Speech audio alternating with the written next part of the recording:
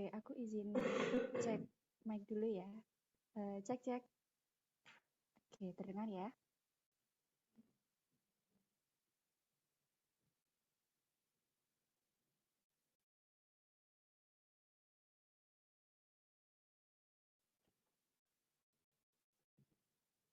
Assalamualaikum warahmatullahi wabarakatuh. Selamat pagi, salam sejahtera bagi kita semua. Shalom, Om Swastiastu, Namo Buddhaya, dan salam kebajikan. Yang terhormat Ibu Laila Tushifa, SPSI, MPSI, selaku pembicara pada webinar pagi hari ini, yang saya hormati Saudara Ragil Wahyu Lestianto, selaku Ketua Umum Keluarga Mahasiswa Administrasi Publik DISIP UNS tahun 2022, dan seluruh peserta webinar yang berbahagia. Puji syukur marilah kita panjatkan kepada Tuhan Yang Maha Esa, karena atas berkah dan karunia-Nya, kita semua dapat berkumpul bersama pada webinar kali ini.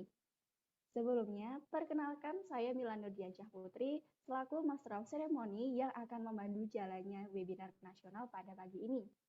Ya, teman-teman, jadi hari ini tanggal 21 Mei tahun 2022, kita akan mengikuti serangkaian acara webinar nasional dengan tema The Importance of Mental Health, Fight Stigma, Understand, and Care It, yang secara spesifik akan membahas dan mengkaji tentang stigma-stigma yang beredar di masyarakat tentang mental health atau kesehatan mental.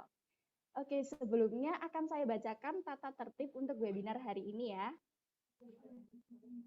Tata tertib webinar nasional. 1. Akses ke Zoom akan dibuka 10 menit sebelum acara dimulai, yaitu 8.50 waktu Indonesia Barat. 2. Peserta harus menggunakan format peserta _ nama asli.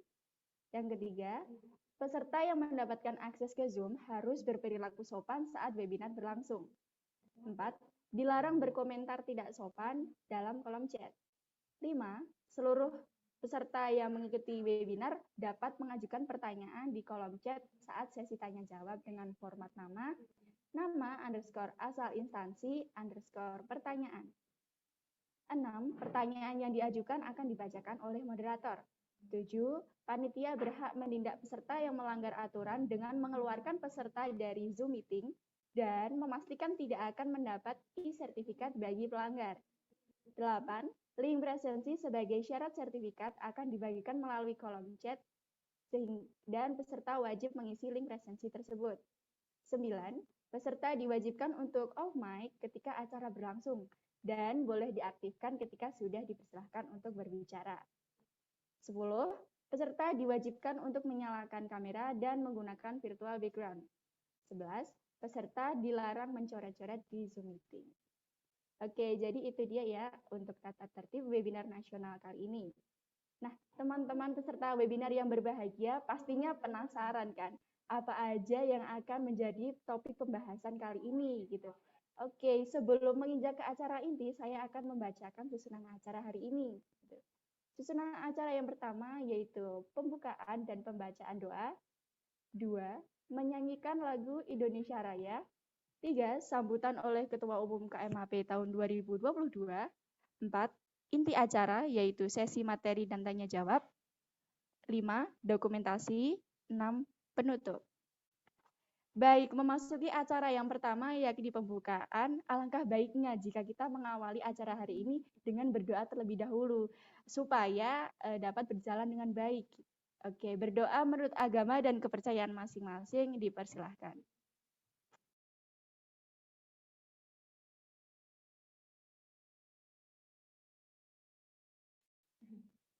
Baik, berdoa tidak pernah dicukupkan. Acara yang selanjutnya yaitu menyanyikan lagu Indonesia Raya. Kepada seluruh peserta dipersilahkan mengambil posisi dengan hikmat dan kepada panitia yang bertugas dipersilahkan.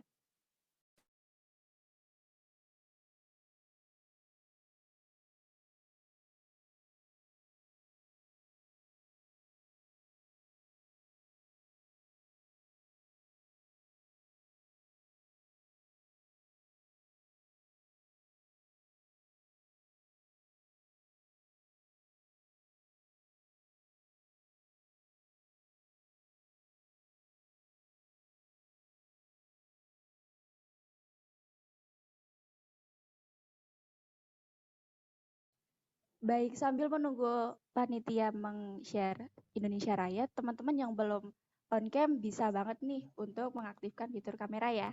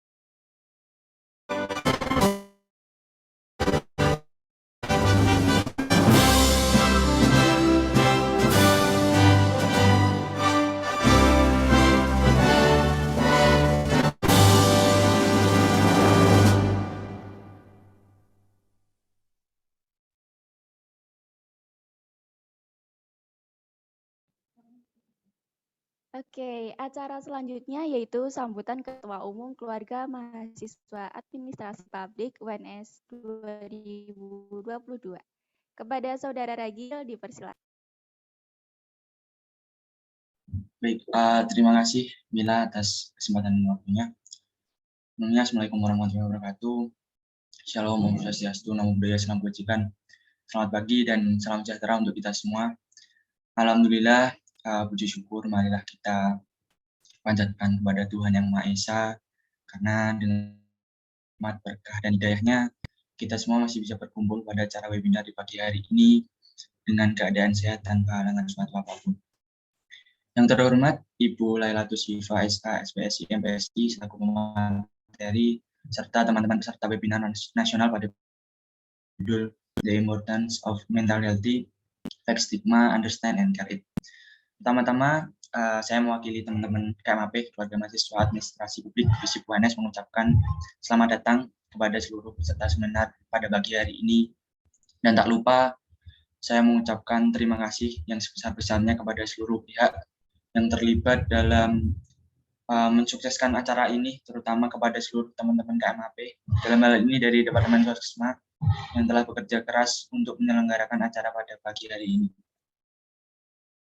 Webinar pagi merupakan suatu wadah untuk memberikan informasi dan edukasi mengenai pentingnya menjaga kesehatan mental, dan isu mengenai kesehatan mental ini merupakan isu yang sedang hangat saat ini ya teman-teman. Kesadaran mental merupakan hal yang penting, terutama kita di masa pandemik seperti sekarang ini. Apalagi sebagai mahasiswa pasti banyak sekali beban yang diterima, seperti banyak tugas secara daring, terus keterbatasan dalam hal dan lainnya. Maka dari itu, Departemen Sosial dan Kerjasama Masyarakat KMAP mengadakan acara webinar ini yang mengangkat kesehatan mental sebagai suatu hal yang penting di masa seperti ini untuk menjaga kesehatan mental yang prima, agar dapat beraktivitas secara produktif dan menggunakan potensi yang dimiliki dengan maksimal. Harapannya acara ini bisa dengan lancar sehingga kita semua mendapatkan ilmu dan informasi yang diberikan oleh narasumber kita. Dan tentunya selama pelaksanaan webinar pada pagi hari ini, kami menyadari masih banyak kekurangan dari kami. Saya mewakili teman-teman KMAP, FISIP UNS memohon maaf yang sebesar-besarnya, dan segala masukan, kritik yang membangun sangat kami butuhkan untuk perbaikan kegiatan kami yang akan datang. Mungkin itu yang bisa saya sampaikan. Kurang lebihnya mohon maaf. Wassalamualaikum warahmatullahi wabarakatuh.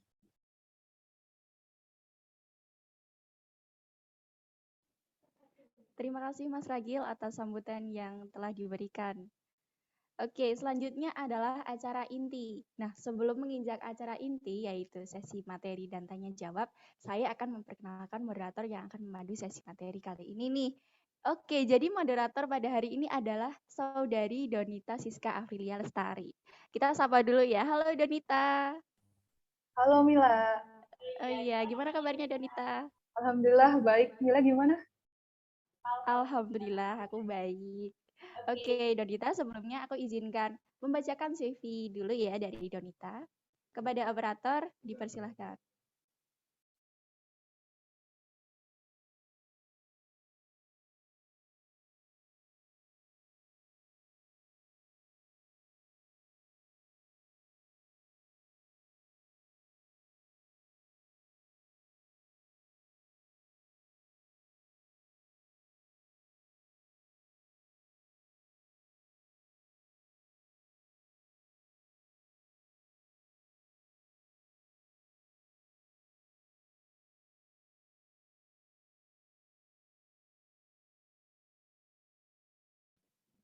Oke, Dodita Siska Afrilia atau biasa dipanggil dengan nama Dodita adalah seorang mahasiswa semester 2 di UNS, tepatnya di FISIP, dan mengambil program studi Ilmu Administrasi Negara. Selain berkuliah, saat ini Dodita aktif sebagai staf Departemen Kajian Ilmiah di Keluarga Mahasiswa Ilmu Administrasi Publik. Nah, Donita ini gemar berdiskusi perihal politik, hukum, pemerintahan, dan segala hal yang berhubungan dengan masyarakat. Nah, Donita ini telah menempuh pendidikan di SMA Negeri 1 Kebumen dan melanjutkan di Universitas 11 Maret. Nah, Donita ini juga memiliki banyak pengalaman organisasi dan kepanitiaan, di antaranya yaitu Lingkar Mahasiswa Kebumen, Kelas Jingga Proklamator BEM FISIP 2021, Tontama, dan lain sebagainya. Nah, selain itu, Donita juga aktif mengikuti kegiatan volunteer nih, yaitu salah satunya adalah Tanam Cita. Nah, Donita ini ditanam cita sebagai tutor sejarah UTBK. Wow, keren banget ya. Oke, selain itu Donita juga langganan nih jadi Master of Ceremony. Gitu. Nah, selain itu Donita juga memiliki pengalaman volunteer di Kebumen Mengajar. Wow, keren banget ya moderator kita pada hari ini. Oke, langsung saja nih tanpa berlama-lama lagi dipersilahkan kepada Donita untuk memulai sesi materi dan tanya jawab. Ya, Bismillahirrahmanirrahim. Assalamualaikum warahmatullahi wabarakatuh. Salam damai bagi kita semua. Shalom, Om Swastiastu, Namo Buddhaya, salam damai kebajikan. Nah, 2-3 sakit gigi.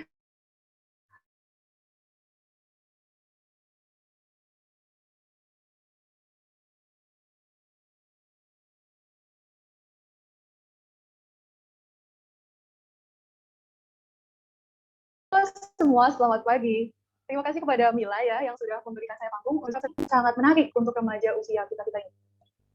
Tema besar webinar kali ini adalah the importance of mental health. Fight stigma, understand and care it. Ya, tidak perlu menunggu lama, langsung aja kita masuk ke pendahuluan. Mental health atau kesehatan mental merupakan bagian kesehatan yang tidak boleh dilepaskan atau dihiraukan. Karena dengan kesehatan mental yang baik, seseorang akan merasa lebih baik dan bahagia, baik secara psikologis, emosional, dan sosial.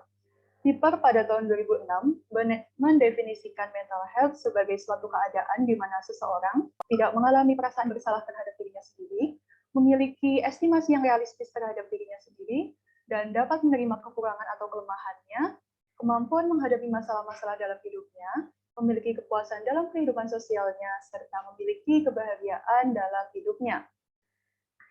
Mental health ini penting untuk semua kalangan tanpa terkecuali. Nah, di negara kita, mental health itu masih dianggap sebagai suatu hal yang jarang diperhatikan. Hal itu terjadi karena kurangnya edukasi dalam masyarakat. Nah, sebagai mahasiswa nih yang diharapkan jadi agent of change, kita perlu tahu nih, sepenting apa sih mental health itu? Oke, pengantarnya cukup aja sampai di sini. Topik ini akan dibahas lebih lanjut bersama pembicara kita yang udah berpengalaman, berkompeten, ahli dan hatam tentunya tentang tema pada pagi hari ini. Kita sambut ada Ibu Lailatul Syifa, SPI MPSI. Baik. Selamat pagi, Mbak. Pagi, Assalamualaikum Ibu. Waalaikumsalam warahmatullahi wabarakatuh. Ibu apa kabar? Sehat. Mbak Donita juga sehat? Alhamdulillah sehat Ibu. Ya. Ya. Baik, Bu Lailatul Syifa sudah hadir bersama kita nih teman-teman. Nah, namun sebelum ke sesi materi, alangkah baiknya saya membacakan CV dari Ibu Lailatul Syifa terlebih dahulu nggih. Nah, kepada panitia yang bertugas dipersilahkan.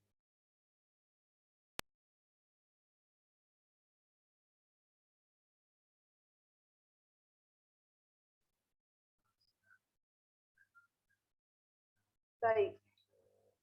Bu Lailatul Syifa merupakan lulusan psikologi di Universitas Diponegoro dan beliau melanjutkan pendidikan magister profesi klinis di Universitas Gadjah Mada.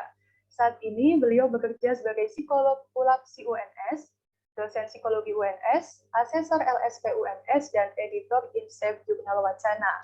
Nah, di dalam CV ini terlihat pembicara kita ini aktif ya di organisasi seperti Psikolog Online Pijar Psikologi, dan Sekre Humas Forum Silaturahmi Mahasiswa Muslim Pasca Sarjana Indonesia. Kepada panitia mungkin bisa di next.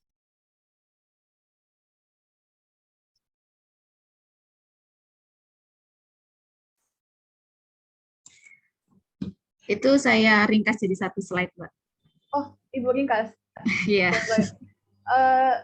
Selain itu, Ibu itu juga aktif ya Bu dalam penelitian. Penelitian terbarunya itu berjudul gamifikasi model behavioral activation berbasis online untuk membentuk perilaku sehat remaja di masa normal. Benar, Ibu? Oke, benar. Nah, baik. Jadi itu sekilas tentang Bu Lailatul Syifa, dan karena waktu terus berjalan dan banyak pertanyaan yang harus kita bahas nih, Bu. Kita langsung saja ke sesi penyampaian materi yang akan diberikan langsung oleh Bu Lailatul Syifa. Izin mengingatkan Ibu, waktu penyampaian materi selama 30 menit. Kepada Bu Lailatul Syifa, waktu dan layar dipersilahkan.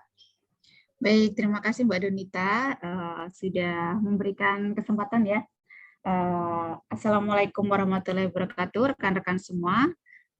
Semoga dalam keadaan sehat-sehat selalu, saudara-saudara. Hari ini hari Sabtu, hari weekend, hari kita bersantai. Dan rekan-rekan memanfaatkan waktu ini untuk bisa menambah keilmuan, menambah pemahaman ya terkait kesehatan mental. Jadi ini kegiatan yang sangat positif seperti itu. Nah, mungkin sebelumnya saya pengen rekan-rekan menunjukkan slide-nya. Susah amat saya mau ngomong itu. Nah, tapi sambil menunggu panitia, saya pengen tahu ini dari mana saja ya. Jadi bisa di kolom chat mungkin nama sama jurusan sama universitas mungkin biar saya tahu. Dari mana aja sih ini, atau daerah boleh, nama daerahnya atau nama jurusan dan univnya.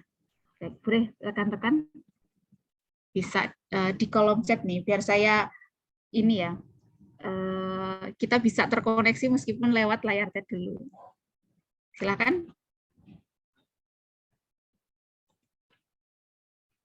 Dari mana atau dari jurusan apa?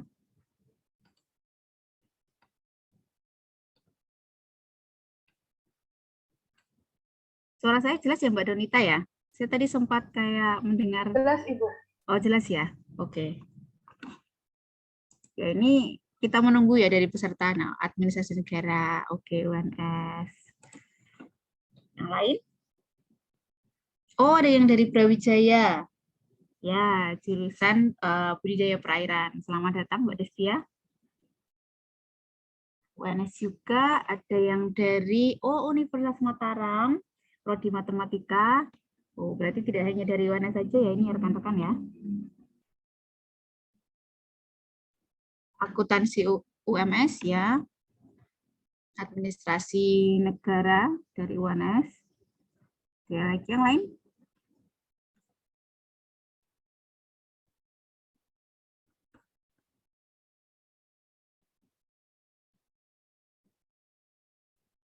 Berarti, oh ya, dari UNS juga Mbak Deva. Oh, ada yang dari UIN, Senan Ampel. Selamat datang Mbak Lila ya. Ya, baik. Terima kasih rekan-rekan ya. Oh ya, tidak ada kebidanan Poltekkes Bandung. Dan ada yang dari UNES juga. Ya, oke.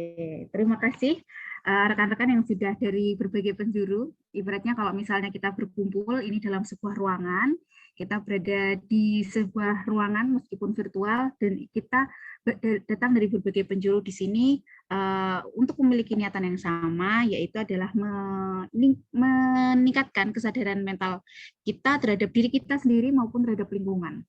Gitu. Ya, ini juga ada yang dari Purwokerto. Terima kasih Mbak Deananda. Ya. Oke, terima kasih rekan-rekan semua atas responnya ya. Nah, sekarang kita akan masuk ke materi, yaitu adalah tentang kesehatan mental yang sekarang saya kira lagi ngehit sekali di kalangan anak-anak muda ya.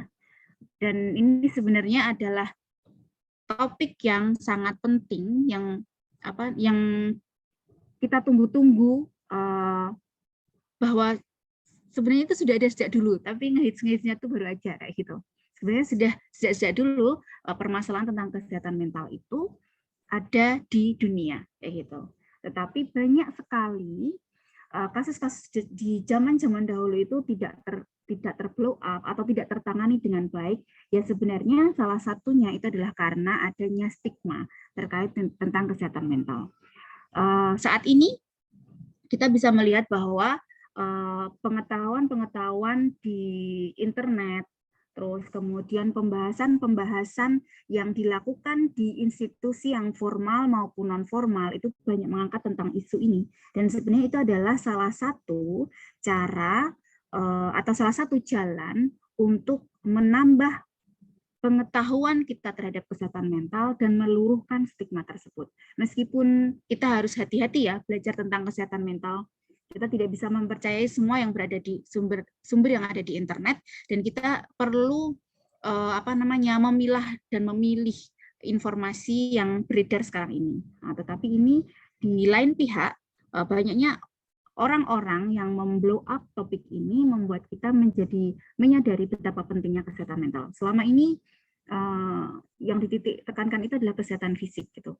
Padahal sebenarnya kesehatan mental dan kesehatan fisik itu adalah saling melengkapi, dan keduanya penting untuk membangun kesejahteraan hidup kita dan meningkatkan kualitas hidup kita gitu. Nah, bisa next. Nah, sekarang kita akan melihat isu kesehatan mental. Dari WHO itu di tahun 2000-an itu 1 dari 4 orang di dunia itu pernah mempunyai atau mereka itu beresiko mengalami gangguan kesehatan mental. Kita juga bisa menyebutkan berarti sekitar 450 juta orang itu diprediksi memiliki kondisi kesehatan mental yang kurang baik, dan karena kondisi kesehatan mental yang kurang baik itu, mereka disinyalir mengalami disabilitas atau ketidakmampuan dalam melaksanakan atau berfungsi secara sosial di kehidupan sehari-hari. Nah, di Indonesia sendiri bagaimana?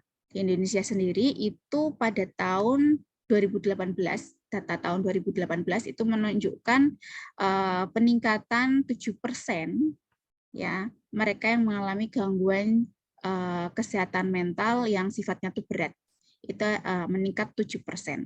Kita belum tahu yang gangguan kesehatan mentalnya itu ringan dan sedang gitu.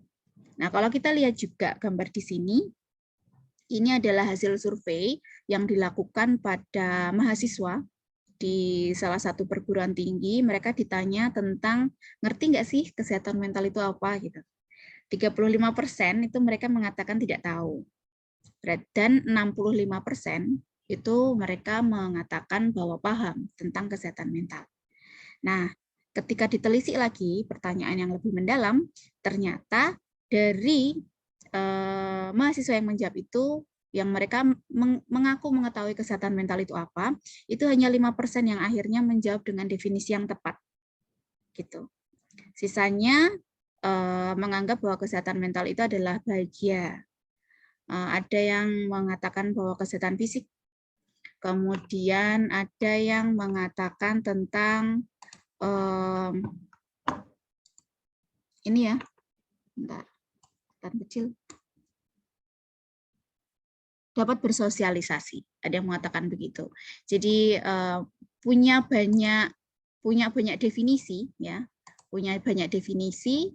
Tetapi dari mereka yang mengaku tahu itu ternyata hanya sepersekian kecil lagi yang tahu tentang kesehatan mental. Gitu. Kita bisa next. Nah, ya. Selain itu kita bisa melihat bahwa di usia yang sebenarnya rawan untuk terkena kesehatan mental itu dari survei-survei baik negara-negara maju maupun negara berkembang itu menunjukkan bahwa orang dewasa, usia dewasa itu memiliki resiko yang lebih besar terkena gangguan kesehatan mental. Kalau saya mau tanya ini, menurut rekan-rekan kenapa ya? Ada yang mau berpendapat di kolom chat mungkin? Kenapa orang-orang dewasa itu lebih rawan terkena dampak, ya, mengalami gangguan kesehatan mental? Kira-kira kenapa? Mungkin bisa chat kalau ada yang punya ide. Salah tidak masalah, nanti kita belajar di sini. Banyak beban hidup. Ya, banyak beban hidup, kompleks permasalahan yang dihadapi. Oke. Ada lagi kah? Karena tekanan yang dipikul semakin besar, misalnya tekanan hidup, ya hidup semakin kompleks ya, karena biasanya nggak punya teman cerita, semakin ini ya, semakin besar sosial itu semakin sempit. Biasanya itu yang dirasakan juga, kesepian bisa kita, semakin banyak tuntutan hidup. Ya, baik, yang disampaikan oleh rekan-rekan ini adalah benar ya. Jadi tahap dewasa ini dari penelitian literatur itu kebanyakan terjadi pada umur sekitar 18 hingga 35 tahun. Itu banyak terjadi di umur-umur itu. Gitu. Anda bisa 18 itu berarti SMA, 35 tahun itu sekitar SMA-an ya, 18 itu 35 tahun itu berarti usia-usia masih bekerja produktif kan. Nah, ternyata memang tahap itu adalah tahap peralihan dari masa remaja yang kita itu dependent, kemudian kita di situ dituntut untuk independen. Jadi mandiri, kemudian terlepas dari orang tua. Nah, dan di situ ada tuntutan lain selain kita diminta mandiri, ada tuntutan-tuntutan seperti tentang percintaan kita, tentang pekerjaan kita seperti apa, tentang tujuan hidup ya, yang akhirnya permasalahan itu tampak sangat kompleks di usia-usia ini. Tekanan itu banyak sekali. Nah, itu mengapa dari survei itu menunjukkan bahwa justru masa-masa produktif di situ banyak orang-orang terkena gangguan kesehatan mental. Nah, tetapi ternyata ini hanya angka yang terbanyak. Sebenarnya juga bisa terjadi pada orang yang lebih tua dari umur itu, maupun bisa terjadi pada anak-anak juga. Itu depresi itu bisa terjadi pada anak-anak juga. Gitu. Jadi tidak hanya pada usia dewasa, hanya saja memang menunjukkan ini yang lebih besar dibandingkan yang lain. Terus kita melihat di sini ada jumlah tenaga kesehatan mental ya. Sebenarnya yang ideal menurut WHO itu 1:30.000. Tapi kalau kita melihat persebaran di Indonesia, Anda bisa membaca di situ bahwa jumlah psikolog, psikiater, dan perawat kesehatan jiwa itu secara kuantitas itu tidak mumpuni untuk jumlah penduduk di Indonesia. Dan persebarannya itu tidak merata. Kebanyakan itu berada di Pulau Jawa. Dan di Pulau Jawa pun hitungannya tidak merata lagi karena kebanyakan juga terpusat di Jakarta kalau dari survei itu. Jadi ada 70% psikiater itu ada di Indonesia, dan 40%-nya itu berada di Jakarta. Jadi kita bisa melihat ya, sudah jumlahnya kurang, persebarannya juga sedikit. Gitu. Nah, oke. Kita juga bisa melihat bahwa selama ini fokus kesehatan masih banyak pada fisik. Tetapi saya melihat bahwa isu perkembangannya sudah mulai berubah. Kita next dulu. Nah, lalu apa sih sebenarnya? Kita next.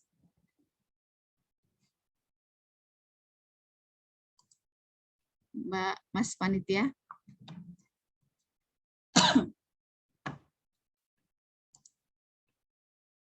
Ya, lalu apakah sebenarnya kesehatan mental itu? Gitu. Apa yang menjadi tolak ukur kita dikatakan sehat mental atau enggak? Sekarang silahkan dijawab di kertas Anda masing-masing, di dalam pikiran kita masing-masing. Kalau saya bertanya, Anda sehat mental enggak sih? Silahkan dijawab. Kayak gitu ya. Oke, sudah dapat jawaban? Nah, sebenarnya kriterianya apa? Nah, ini kriteria umum menurut WHO ya.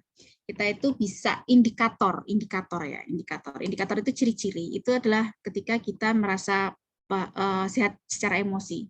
Di sini yang dimaksudkan adalah ketika kita merasa bahagia, kemudian puas terhadap diri kita, tenang, terus senang gitu, dan dapat mengontrol emosi kita. Itu indikator yang pertama. Indikator yang kedua itu adalah sehat secara psikologis, yaitu adalah mampu menerima kelebihan dan kekurangan kita. Ya, ini hanya sebuah cerita yang mungkin sederhana, yang mungkin sering dirasakan oleh rekan-rekan. Banyak misalnya kalau kita dipuji itu, kita dipuji orang, kita akan mengatakan enggak kayak gitu kok. Nah, mungkin kadang-kadang karena budaya ya, kita malu dipuji atau apa. Nah, tapi mungkin sekarang saatnya kita berlatih untuk menerima. Misalnya dipuji, dan sebenarnya kita juga merasakan itu. Ini ya, misalnya kamu tuh tipenya orangnya tepat waktu, misal seperti itu. Maka kalau Anda memang merasa Anda itu tepat waktu, Anda bisa mengatakan terima kasih dibandingkan menolak. Ya, karena Anda juga merasakan tepat waktu, ya kita harus menerima kelebihan kita, sekaligus juga menerima kekurangan kita. Gitu. Ini sebagai contoh kecil saja. Terus kemudian juga kita sehat secara sosial, yaitu mampu untuk membangun hubungan dengan orang-orang sekitar kita, dan kita terbebas dari diagnosis ya. Kita terbebas dari diagnosis juga. Itu kriteria yang keempat, itu bahwa secara kalau kita periksa terus kemudian memang dikatakan terbebas dari diagnosis, intinya enggak didiagnosis gangguan kesehatan mental tertentu, maka di situ kita bisa mengatakan bahwa saat ini kita berada pada kondisi sehat mental. Begitu. Nah, kita bisa next. Kita next. Ya, namun saudara-saudara, itu hanya indikator-indikator sebagai ciri saja. Sebenarnya kesehatan mental itu adalah sesuatu yang sifatnya kontinum dari sehat banget ya, sehat mental hingga mereka sakit mental, ill kayak gitu, dari healthy sampai ke ill. Dan kita tidak bisa mengatakan batasnya itu hitam dan putih. Ya, kita nggak bisa mengatakan itu. Karena apa? Karena ada berbagai faktor yang perlu dipertimbangkan untuk mengatakan seseorang itu mengalami gangguan kesehatan mental. Gitu. Jadi kita tidak bisa mengatakan dengan mudah, sehingga ketika kita melakukan diagnosis atau mengatakan bahwa kita itu sehat mental atau terganggu kesehatan mental kita, ada banyak hal yang perlu dipertimbangkan. Namun secara umum, ketika kita mengetahui potensi diri kita dan kita bisa memanfaatkan dan memaksimalkan potensi tersebut, kita berada pada tahap sehat mental. Gitu. Secara umum adalah itu. Hanya saja kalau misalnya kita sedih, kita nangis berhari-hari kayak gitu, kita lihat, kita tahu nggak potensi diri kita, bisa memaksimalkan itu nggak? Nah, kita berada dalam sehat mental mungkin. Memang sedih itu adalah emosi yang kita lalui, tapi bukan berarti kita terganggu kesehatan mentalnya, gitu ya. Gitu. Terus ada beberapa emosi yang memang misalnya marah, sedih seperti itu bukan berarti kita gangguan kesehatan mental, itu enggak. Tetapi memang itu kalau terjadi emosi-emosi itu tersebut terjadi pada momen yang tepat, maka itu hal yang wajar. Misalnya kita kehilangan orang yang kita sayangi, kemudian kita merasa sedih, ya itu wajar gitu. Jadi itu kita menangis berhari-hari itu adalah wajar karena itu adalah emosi yang orang kehilangan ya sedih seperti itu. Tetapi kalau misalnya ada sesuatu yang sifatnya itu misalnya kita kehilangan seorang, kemudian sedih kita tuh hingga berpuluh-puluh tahun, nah itu kita bisa dan mengganggu atau bertahun-tahun dan mengganggu produktivitas kita, kemampuan kita dalam berproduksi, bersosialisasi, seperti itu kita bisa memeriksakan kepada para profesional. Apakah ini sudah pada tahap wajar atau enggak kayak gitu. Nah, ini juga bisa kita katakan bahwa ketika kita tenang saat bertindak, itu kita juga bisa mengatakan bahwa kondisi kita itu sehat mental. Karena tenang itu membuat kita bisa optimal, ya. Jadi kadang kita gerusa-gerusu ya. Nah, kalau misalnya kita gerusa-gerusu itu, Anda bisa mengambil space sebentar, waktu sebentar, ambil nafas, hembuskan pelan-pelan, ambil nafas lagi, hembuskan pelan-pelan lagi, dan itu membantu kita untuk ketenangan. Dan lakukan kayak gitu. Setelah tenang itu Anda bisa melakukan, dan itu biasanya akan lebih optimal dibandingkan kita dalam kondisi tergesa-gesa. Gitu. Kita next.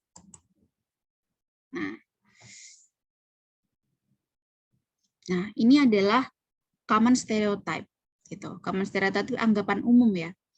Anggapan umum tentang orang-orang dengan gangguan kesehatan mental. Ada beberapa yang mirip, jadi mungkin saya akan sedikit memadu-madankan nanti. Jadi orang dengan gangguan mental itu dianggap berbahaya, terus kemudian punya kepribadian yang buruk atau alasan untuk berperilaku buruk. Ya, kita sering mendengar di televisi itu mereka yang membunuh anaknya sendiri atau membunuh pasangannya atau membunuh kekasihnya, itu ternyata mereka punya gangguan kesehatan mental gitu. Kita kadang-kadang mendengarkan di berita seperti itu ya, saudara-saudara ya.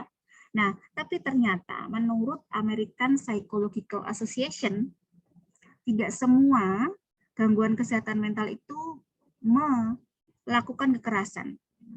Dan bahkan menurut American Psychological Association ini menyatakan hanya 7,5% saja kejahatan yang berhubungan langsung dengan kesehatan mental. Saya mau mengatakan saja, padahal sebenarnya juga tinggi. Tetapi kita bisa membandingkan dengan kejahatan atau kekerasan yang dilakukan oleh manusia-manusia yang dilakukan dengan sadar. Gitu. Berarti ada berapa?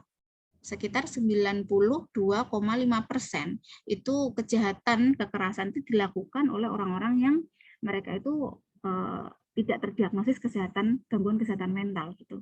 Jadi sebenarnya kalau kita bandingkan itu ini adalah stereotip yang salah gitu. Stereotip yang salah bahwa orang gangguan kesehatan mental mereka melakukan kekerasan gitu. Ya. Terus kemudian kalau kita bandingkan ternyata orang-orang normal pun juga, dan jumlahnya lebih besar ternyata. Nah, terus kemudian gangguan kesehatan mental itu tidak bisa beraktivitas dengan normal. Ini juga common stereotype, sehingga kita bisa melihat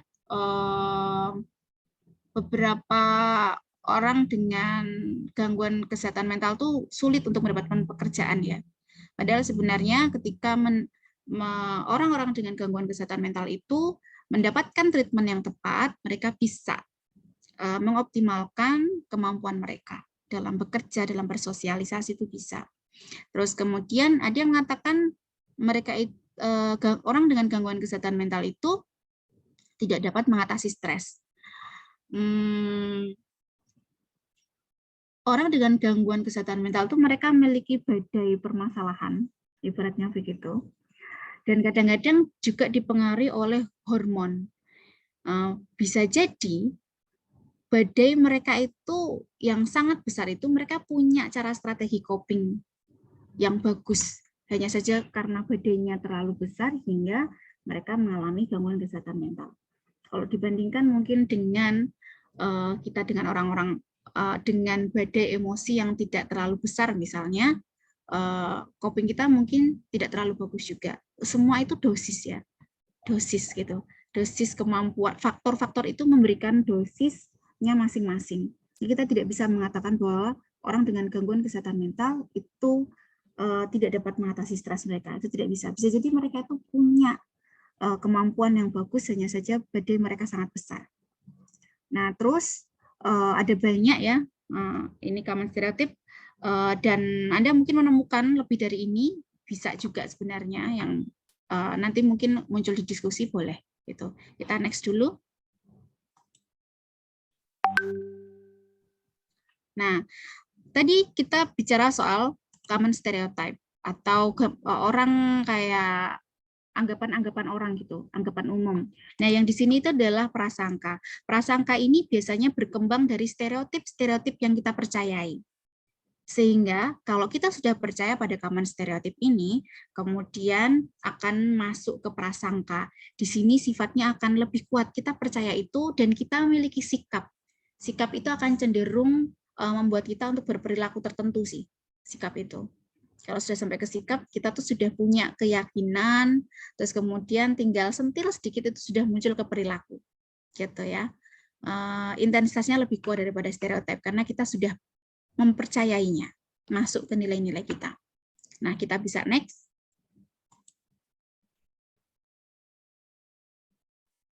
Nah, kalau sudah menjadi tadi, awalnya stereotip, anggapan umum, kemudian menguat di prasangka, nah di sini nanti akan menguatnya itu muncul dalam respon perilaku. Ya, di sini kita akan melihat diskriminasi. Diskriminasi itu adalah perlakuan yang tidak seimbang terhadap perorangan atau kelompok yang sifatnya itu kategorik. Dalam diskriminasi ini kita melupakan sifat unik individu, bahwa anggapan umumlah yang kita anggap betul. Padahal setiap individu itu punya keunikannya masing-masing. Kita melupakan itu dan tidak memberikan kesempatan. Nah, biasanya diskriminasi itu kebiasaan terjadi pada kelompok yang lebih besar dan kelompok yang lebih kecil. Minoritas biasanya akan mendapatkan diskriminasi dibandingkan mereka yang jumlahnya itu mayor gitu. Ya. Kita bisa next. Nah, jadi sebagai kesimpulannya, stigma dalam kesehatan mental itu terbentuk karena 3 hal itu tadi. Komponen-komponennya itu tadi. Yang awalnya kita ada common stereotype, itu bentuk sebenarnya ketidakpedulian kita, bentuk bahwa knowledge kita itu kurang, pengetahuannya itu kurang, dan meningkat menjadi prasangka dan meningkat menjadi diskriminasi. Sehingga ketiga hal komponen inilah yang akhirnya membentuk stigma. Akhirnya kita memperlakukan seseorang yang menurut kita di luar kelompok kita dengan cara yang berbeda dan tidak seimbang. Begitu. Ya, kita bisa melihat kita next. Ini adalah contoh ekstrim. Contoh ekstrim dari stigma itu adalah pasung. Dan praktek pasung ini masih banyak terjadi, ya masih banyak terjadi. Dan ini adalah gambaran stigma tentang kesehatan mental, bahwa mereka itu berbahaya, mereka itu tidak bisa melakukan tidak bisa melakukan kegiatan sehari-hari seperti itu. Ini adalah efek dari stigma itu, gitu. Hingga efeknya itu sangat besar ya. Kita tidak memberikan kesempatan hidup yang layak kepada orang-orang ini.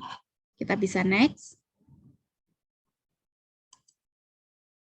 Nah, ini stigma itu adalah atribut atau ciri negatif yang menempel, ya, menempel pada pribadi seseorang yang terjadi ketika kelompok individu itu terpinggirkan berdasarkan label negatif atau stereotip mereka.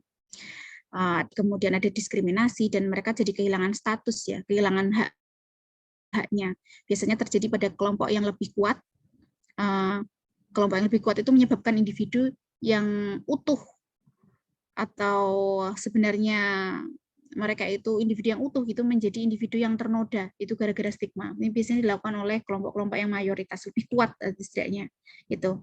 Nah, masalahnya adalah ketika stigma itu diberikan, maka ada namanya internalisasi stigma.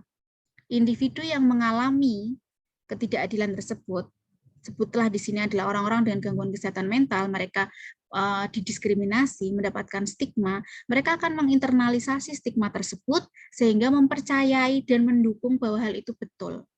bahwa saya adalah orang yang nggak akan bisa berfungsi dengan normal secara utuh, bahwa saya adalah individu yang tidak berguna, bahwa saya adalah macam-macam seperti itu.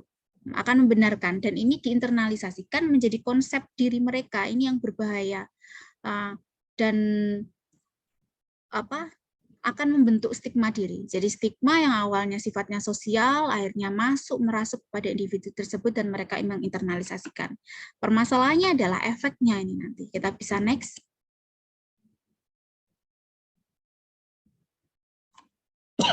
Efeknya itu adalah untuk individu tersebut mereka akan enggan untuk mencari bantuan dan pengobatan.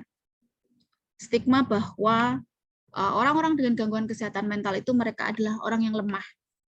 Mereka nggak mau datang ke psikolog, nggak mau kayak gitu.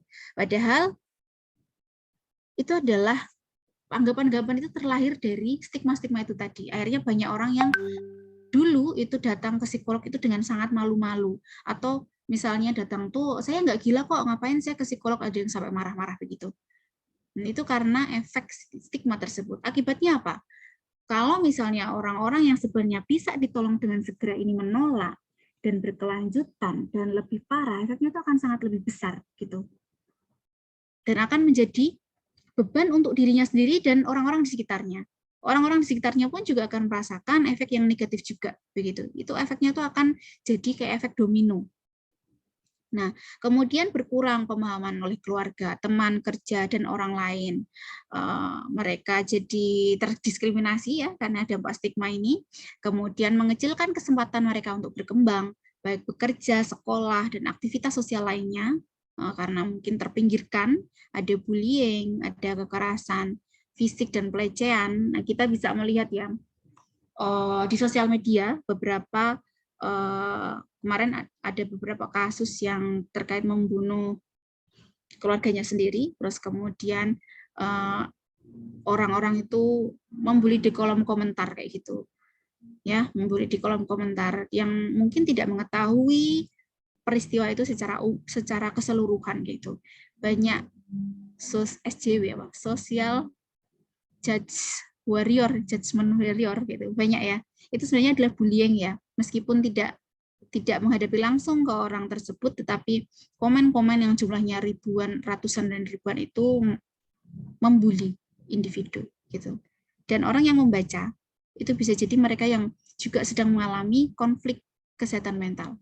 Itu akan menstigma diri sendiri, itu bisa gitu. Nah, terus asuransi kesehatan tidak cukup menutup treatment mental illness ya, karena semakin banyak, semakin parah sehingga akan sulit ya. Dan kemudian ada stigma juga, ada stigma begini, kesehatan fisik itu lebih penting dibandingkan kesehatan mental, sehingga asuransi kesehatan itu tidak digelontorkan untuk memperhatikan kasus-kasus ini. Itu ada dampak dari stigma sampai ke kebijakan. Kita next.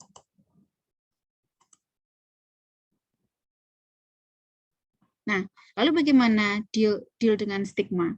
Ini saya memberikan dari dua sudut pandang. Pertama adalah deal with stigma kepada orang-orang yang sedang mengalami gangguan kesehatan mental, yaitu adalah dapatkan treatment. Ya pasti itu.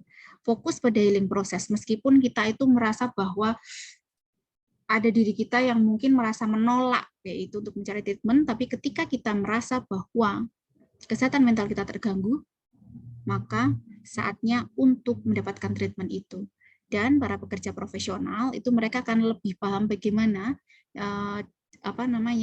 cara kita untuk memperlakukan diri kita itu dengan betul gitu.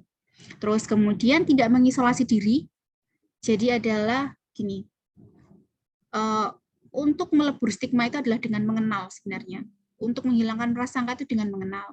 Sehingga ketika kita mengalami gangguan kesehatan mental, dengan kita tetap menjaga hubungan baik dengan orang-orang di sekitar kita, yang mendukung kita juga, mensupport diri kita juga, itu membantu kita untuk kesembuhan, dan membuat orang-orang yang berada di luar sana itu bisa menjangkau kita, bisa mengenal kita, bahwa sebenarnya kita pun juga bisa berfungsi dengan baik kayak gitu. Jadi tidak mengisolasi diri gitu ya. Terus kemudian bergabung dengan komunitas-komunitas yang sifatnya suportif.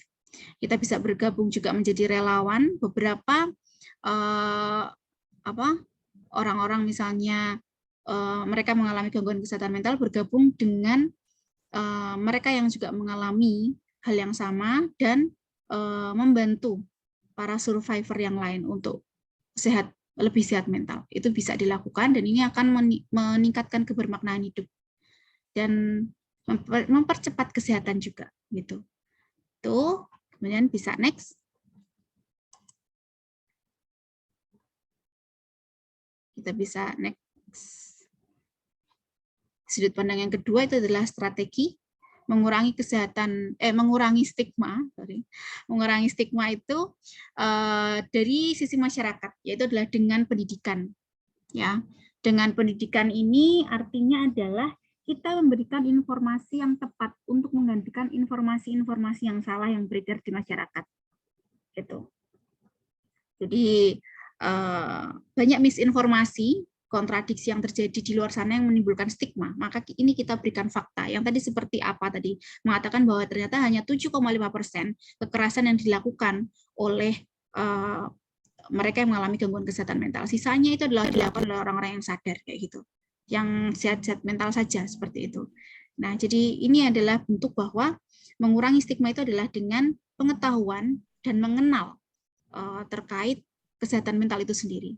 Nah, kemudian ada kampanye literasi kesehatan mental. Kampanye literasi kesehatan mental di sini adalah bentuk strategi. Kita bisa mengkampanyekannya misal dengan ini ya, webinar seperti ini termasuk kampanye. Terus kemudian salah satu caranya adalah mengkampanyekan organisasi-organisasi atau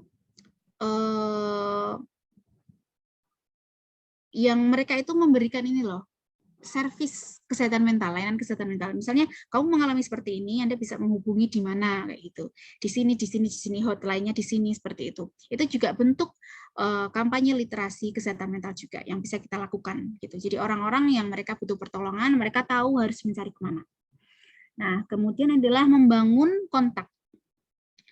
Kurangnya kontak antara orang-orang yang sehat mental dengan orang-orang yang memiliki gangguan kesehatan mental ini biasanya menimbulkan prasangka gitu. Ketika kita membangun kontak dengan mereka, saling mengenal, di situ biasanya stigma itu akan luruh. Gitu. Banyak orang-orang yang ini ibarat analogi aja ya.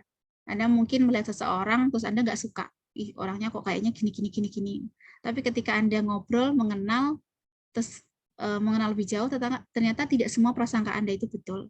Dan Anda akan lebih menerima dan prasangka-prasangka yang kita ciptakan sendiri di belakang itu ternyata nggak ada, kita akan lebih biasa aja kayak gitu.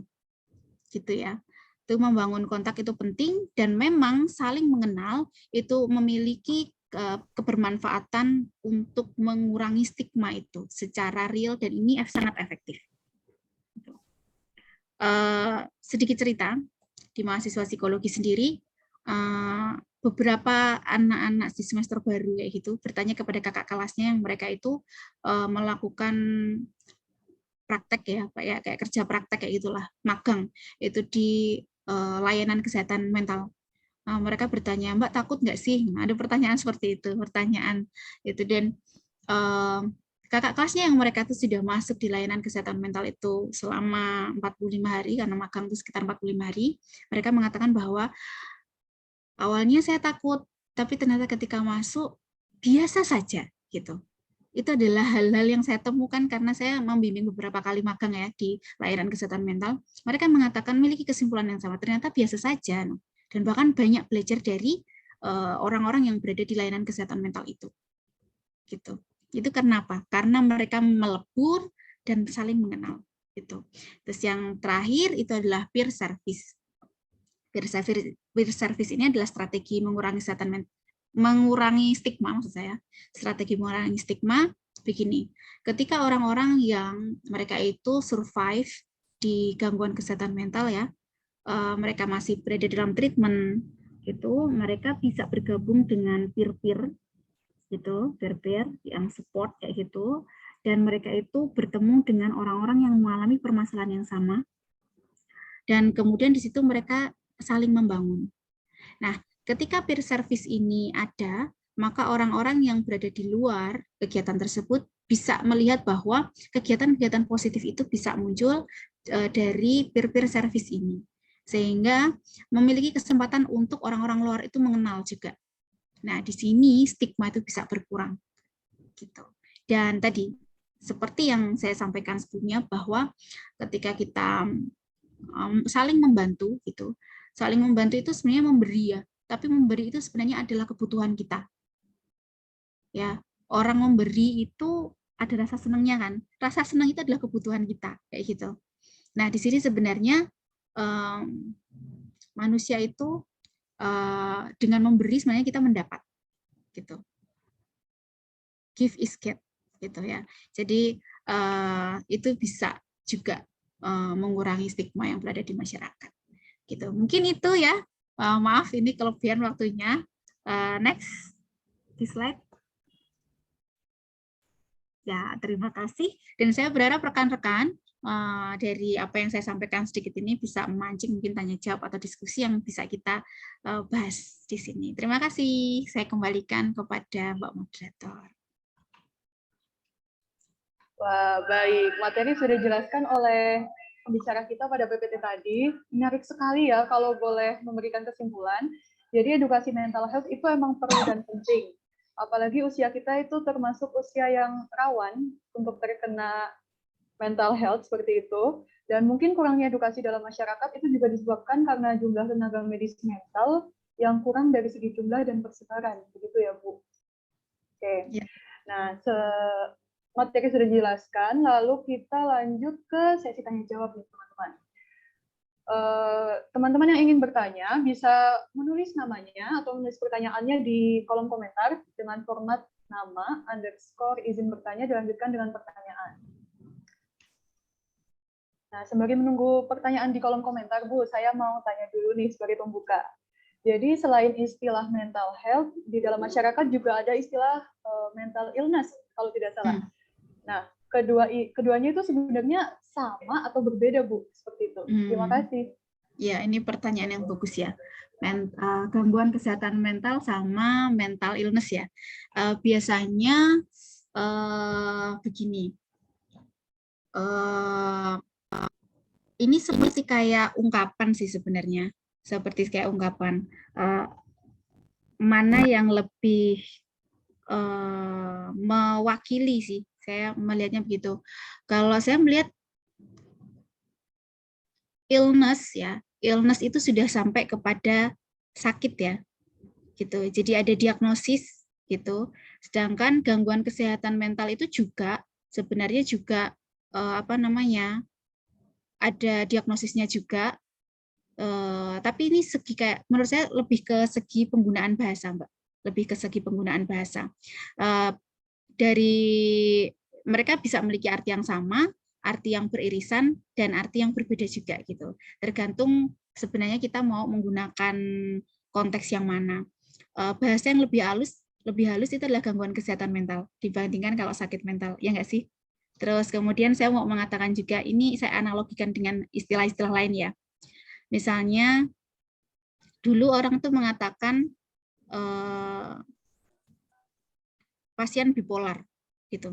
Dulu orang mengatakan begitu. Tetapi sekarang diharapkan tidak mengatakan itu. Pasien dengan bipolar. Gitu. Kenapa? Karena kita memisahkan antara individu tersebut dengan gangguannya. Jadi kita pun pasien pun disarankan untuk mengatakan bahwa saya bipolar, itu disarankan nggak seperti itu, tapi saya dengan gangguan bipolar. Begitu. Jadi memisahkan bahwa saya adalah individu, sedangkan gangguan bipolar itu adalah hal yang ada dengan saya, membersamai saja seperti itu. Itu untuk membedakan konsep, dan ini mengurangi stigma dan mengurangi stigma diri itu juga. Gitu. Ini adalah penggunaan bahasa. Gitu. Terima kasih pertanyaannya, Mbak Donita. Baik, terima kasih Ibu. Jadi semakin jelas di sini. Semoga ya. Menjelaskan. Ya, sangat menjelaskan Ibu. Langsung saja ke kolom komentar, Ibu sudah ada beberapa yang bertanya. Ada dari Zahra _izin bertanya, semakin ke sini kehidupan semakin menekan tiap individu. Salah satunya ditekan oleh orang tua, tetapi terkadang orang tua saya belum bisa menerima perubahan zaman saat ini. Terkadang tidak menghiraukan kesehatan mental anaknya. Bagaimana caranya agar mematahkan stigma orang tua saya agar lebih bisa memperhatikan kesehatan mental anaknya? Seperti itu, Bu, pertanyaannya. Ya, baik, terima kasih. Pertanyaannya Mbak Zahra ya. Ya, oh ya, saya mau cerita sedikit nih ya, cerita sedikit. Jadi ada suatu masa saya mengisi webinar di kalangan orang tua. Mereka bertanya, Mbak, kenapa anak saya itu tidak mengerti saya kayak gitu. Mereka tidak bisa memahami apa yang diinginkan orang tua, padahal yang saya pahami itu adalah hal yang baik untuk mereka kayak gitu. Intinya adalah itu ya. Terus kemudian besoknya itu saya mengisi di webinar yang isinya para remaja. Para remaja dan para ya ini teman-teman mahasiswa kayak gitu. Pertanyaannya adalah mengapa orang tua saya itu tidak bisa mendengarkan saya kayak gitu. Jadi ketika saya mendapatkan pertanyaan itu, sebenarnya ini bisa bahwa orang tua tuh kadang melihat bahwa kita nggak bisa menerima mereka dan kita melihat bahwa orang tua yang tidak bisa melihat kita kayak gitu. Kadang-kadang begitu. Kita memiliki cara komunikasi yang berbeda. Gitu. Orang tua dengan kita memiliki cara komunikasi yang berbeda. Karena apa? Ada gap antar generasi. Zaman kita dan zaman beliau-beliau itu berbeda. Nah, lalu apa yang bisa meleburkan? Sebenarnya adalah kita memberikan ruang untuk memahami sudut pandang mereka, dan sebenarnya kita menuntut ya, orang tua juga memberikan ruang sudut pandang kita ya, tetapi masalahnya adalah kita tidak bisa mengubah orang lain. Yang bisa kita ubah adalah diri kita sendiri. Ketika kita berada di sini, Mbak Zahra dan rekan-rekan berada di sini, kita memahami bahwa sebenarnya kita butuh space untuk memberi dan ibaratnya kalau karet itu kita lebih elastis lagi untuk menerima pemahaman orang tua, ya, memberikan space untuk itu, maka biasanya ada hukum stimulus dan respon. Kalau kita memberikan stimulus yang sama, responnya akan seperti itu terus, maka kita akan memberikan stimulus yang berbeda. Sikap kita sedikit berbeda, maka respon orang lain itu akan berbeda. Cara mengubah orang lain itu adalah sebenarnya memulai dengan kitanya. Gitu. Nah, tapi kalau misalnya orang tua dan anak ini, yang karena yang bertanya adalah Mbak Zahra sebagai anak, maka sekarang yang bisa diintervensi itu adalah Mbak Zahra mengintervensi diri sendiri. Tapi kalau untuk mengintervensi orang tua, itu adalah caranya mengintervensi diri sendiri, sehingga apa yang kita lakukan itu berbeda akan mengubah respon dari orang di sekitar kita, termasuk orang tua kita. Gitu. Caranya adalah dimulai dari kita. Nah, dari mana, Bu? Dari komunikasi dan keterbukaan. Gitu. Banyak remaja-remaja itu kalau sudah gede ya, kita kalau sudah merasa gede itu kita kan sudah punya energi sendiri. Kalau marah, misal kita bisa motoran pergi keluar. Kalau zaman kecil kan kalau marah di rumah aja kayak gitu kan, masih defend kayak gitu. Tapi karena kita sudah punya energi sendiri atau mungkin punya penghasilan sendiri, kita lebih merdeka sendiri. Nah, itu ibaratnya kita tuh ingin perjuangkan apa yang kita miliki sehingga kita tuh malah semakin jauh dari orang tua biasanya. Ini terjadi antara orang tua dan remaja. Ya, jadi kalau semakin remaja, orang tua itu biasanya akan sulit menjangkau anakku tuh maunya apa kayak gitu. Kenapa? Karena dunia kita itu adalah dunia teman-teman kita, bukan keluarga lagi. Kita sudah mengekspan kehidupan kita tuh keluar, ya nggak sih? Sehingga kesempatan mengenal, meskipun kita berada dalam satu rumah, mengenal itu kadang tanpa sadar kita nggak mengenal gitu. Sehingga untuk melebur ini, yang kita lakukan adalah memperbaiki komunikasi. Simple dimulai dengan kita, gitu. Kita tidak bisa mengubah orang tua kita. Yang bisa kita ubah adalah stimulus yang datang dari kita untuk mengubah respon mereka. Misalnya ya, contoh, kita nggak pernah cerita tentang kehidupan kita, tentang akademik misalnya. Ya respon orang tua kita nggak mengenal kita. Tapi mulai sekarang mungkin kita mau mulai mengubah. Bu, ini loh. teman-temanku itu mulai kuliah di luar negeri loh, misal seperti itu. Oh iya toh, iya si ini, si itu. Nah, maka kita berikan stimulus mereka itu mulai berbeda dengan kita. Oh, mulai mengenal. Dan memang membangun komunikasi ini sifatnya seperti kita membangun bangunan ya. Batu bata itu disusun satu persatu. Jadi kita butuh waktu dan butuh ini konsistensi. Dan kadang kalau misalnya kita bertengkar dengan orang tua, bangunan ini ambruk. Sebagian dari bangunan ini ambruk. Maka kita bisa menyusun satu lagi, ambruk lagi, susun lagi, seperti itu. Hingga akhirnya membuat bangunan. Nah, ini memang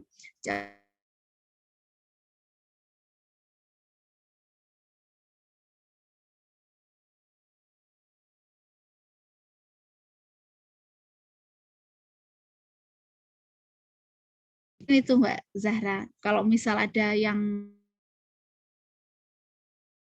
Mas kan, Anda boleh bertanya lebih lanjut lagi.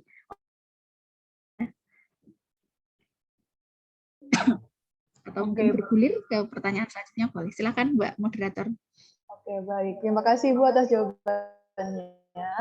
Kita lanjut saja ke pertanyaan kedua, ada dari Syafina.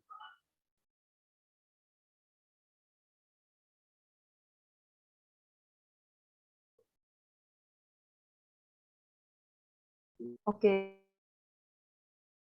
Ini ya teman-teman yang mau bergabung di kolom ya, yang mau tanya, mumpung ada waktu dan mumpung ada yang ahli, biar nggak salah belajar kayak gitu. Mohon ditunggu teman-teman.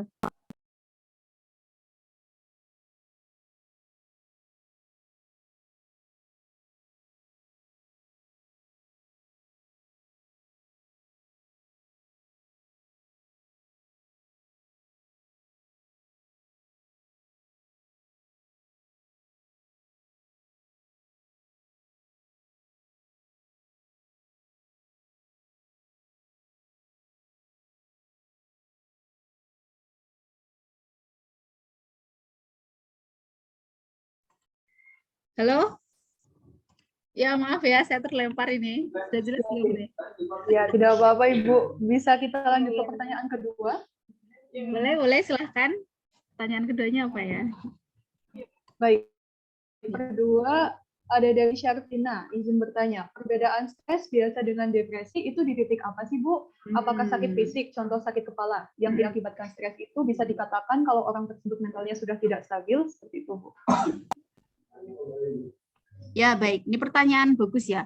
Perbedaan stres dengan depresi itu di titik apa? Apakah sakit fisik yang diakibatkan stres itu bisa dikatakan kalau kita tersebut mentalnya sudah tidak stabil? Oh ya, oke. Baik. Rekan-rekan, ini pertanyaan bagus ya. Jadi kalau misal dalam kesehatan mental itu, stres itu adalah sesuatu yang netral. Gitu. Setiap hari kita bertemu masalah, ya gitu. Tugas kuliah, terus kemudian tugas pekerjaan itu stres nggak buat kita? Tekanan kan? Ya, itu tekanan. Itu adalah sesuatu yang netral. Ujian itu stres nggak?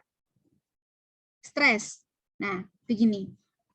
Saya akan menganalogikannya lewat ujian. Ujian itu stres. Untuk beberapa orang, rasanya, aduh, besok ujian, aku harus belajar, aku harus ini, kayak gitu. Tetapi, untuk beberapa orang, melihat bahwa ujian itu adalah dia excited, oh, besok ujian nih, aku pengen tahu kemampuanku sampai mana ya, nilaiku berapa ya. Itu ada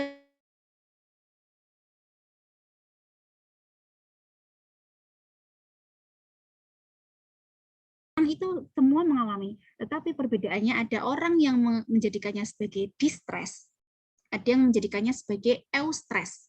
Distress itu misalnya kalau mau ujian, Anda tuh tertekan, khawatir, keringat dingin, terus akhirnya untuk menenangkan diri Anda itu misalnya ekstrim nih ya, ekstrimnya misalnya daripada khawatir terus Anda misalnya narkoba atau apa kayak gitu. Wah, ekstrim banget. Ini contoh aja. Atau misalnya Anda jadi marah-marah kayak gitu. Ya marah-marah deh, marah-marah. Mau ujian sensitif marah-marah. Itu distress.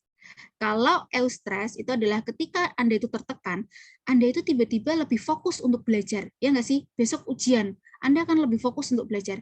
Energi yang kita miliki itu kita fokuskan untuk menyelesaikan permasalahan tersebut. Atau misalnya naik halilintar di apa namanya di taman mini, apa sih yang roller coaster, itu juga stres sebenarnya. Tapi Anda senang nggak? Orang tuh bayar untuk naik itu kan? Ya itu stres, Anda excited kayak gitu. Tapi ada beberapa orang yang naik roller coaster itu, mereka tuh pingsan kayak gitu, sampai pingsan kayak melayang-layang sambil pingsan. Itu distress untuk dia. Jadi stres itu adalah sesuatu yang normal. Hanya saja arahnya bisa ke dis dan ada arahnya bisa ke eustress itu.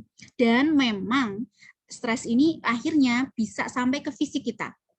Dan biasanya menyerang ke hal yang lemah. Misalnya kalau saya itu dulu mah gitu. Kalau stres itu saya mah dulu. Ada yang kalau misalnya banyak mikir mah, ada yang sariawan ya. Ada yang sariawan, ada yang mereka itu pusing gitu. Jadi memang stres ini kalau sangat kuat dia bisa lari ke fisik. Dan itu kita belum bisa itu perlu pertimbangan gitu ya. Nah, terus kemudian ketika stres ini jadi gini, manusia itu didesain, makhluk yang didesain untuk menghadapi stres. Ketika mereka stres, halo, apakah saya jelas suaranya, saudara-saudara? Jelas ya, Mbak? Oke, Jelas, sip.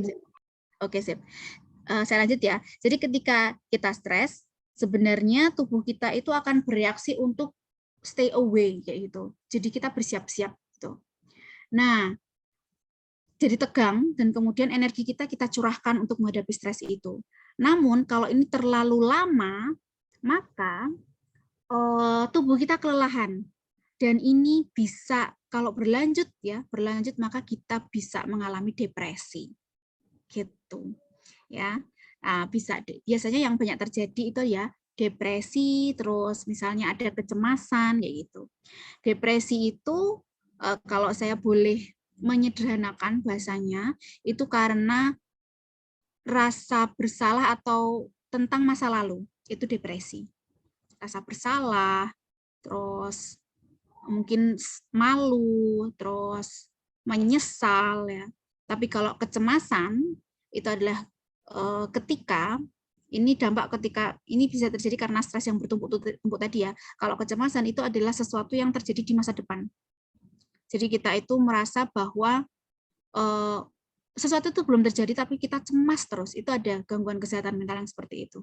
Dan ini yang sering banyak terjadi adalah antara depresi dan kesehatan mental. Gitu. Ada juga gangguan mood kayak bipolar, depresi itu termasuk gangguan mood juga. Gitu. Mungkin itu penjelasan dari saya ya. Dan untuk sampai ke depresi kita mungkin bisa membaca di internet ya. Terus kemudian kita men-self diagnosis, nah itu bahaya ya. Untuk sampai ke diagnosis depresi itu butuh pertimbangan karena biasanya menghitung kekuatannya, seberapa jauh dia mempengaruhi kehidupan kita gitu. Jadi kita tidak bisa melakukan self diagnosis itu. Begitu Mbak Donita? Semoga menjawab. Begitu Mbak siapa ini namanya? Mbak Sarvina. Ya. Jadi depresi itu merupakan kondisi kita yang belum bisa berdamai dengan masa lalu. Sedangkan kalau kekhawatiran itu kita yang terlalu khawatir atau takut terhadap masa depan. Singkatnya seperti itu ya, Bu. Ya, baik. Kita lanjut ke pertanyaan ketiga. Simpelnya aja ya. Simpelnya. Yang saya terima seperti itu, Bu. Oke, kita pertanyaan 3 itu ada dari Dwi. Yeah. Tadi kan Ibu menjelaskan bahwa bergabung dengan komunitas-komunitas yang suportif. Nah, komunitas yang suportif itu yang seperti apa? Kemudian bagaimana apabila diri pribadi menganggap bahwa komunitas tersebut sebenarnya suportif, tapi ternyata orang-orang yang di dalamnya kurang suportif. Wah, orang-orangnya toksik nih, Bu. Bagaimana menurut Ibu? Oh, ya, oke. Tadi dikatakan bahwa cara untuk deal dengan stigma adalah tidak mengisolasi diri yang ini ya, mengisolasi diri dan tetap berhubungan baik dengan orang lain. Nah, bagaimana jika pemicu terganggu kesehatan mental adalah orang di sekitar kita itu sendiri? Apa yang harus kita lakukan jika kasusnya seperti itu? Ya, di sini untuk deal dengan stigma ini kita membangun hubungannya itu dengan orang-orang yang mereka itu support dengan kita. Gitu. Kita tidak perlu memaksakan diri untuk membangun hubungan baik dengan orang yang nggak cocok dengan kita. gitu. Kalau kita nggak cocok dengan orang itu, ya hubungan kita baik dan semampu kita, gitu. Baik dan semampu kita tuh maksudnya gini, ya karena ada urusan yang kita melaksanakan urusannya dengan baik, menyelesaikan urusannya dengan baik, memberikan respon dengan baik, itu sudah cukup, gitu. Tetapi kalau ternyata orang tersebut sering menyakiti atau apa, ya berarti kita tidak perlu berlama-lama membangun hubungan dengan orang tersebut. Ya secukupnya saja. Itu akan lebih aman untuk kita. Begitu, ya. Jadi tidak semua orang itu suka dengan kita. Dan kita tidak perlu membuat orang lain itu menyukai, semua orang itu menyukai kita. Gitu. Jadi kalau misalnya kita nggak cocok, ya sudah, tidak masalah. Yang penting hubungan kita baik aja. Kita nggak bermusuhan, itu aja. Cuma cukup di situ. Gitu. Jadi kalau orang-orang yang di sekitar kita yang mengganggu kesehatan mental kita, ya berarti itu tadi, tidak menambah permasalahan, ya, dan kemudian membangun hubungan dengan orang-orang yang suportif aja. Cari orang-orang yang suportif. Cari lingkungan yang buat kita happy, dan kita perbanyak menghabiskan waktu dengan orang-orang yang baik itu. Begitu saya kira Mbak Donita. Ini yang sinyalnya kurang bagus saya atau Mbak Donita ya? Saya melihat ada freeze gitu agak.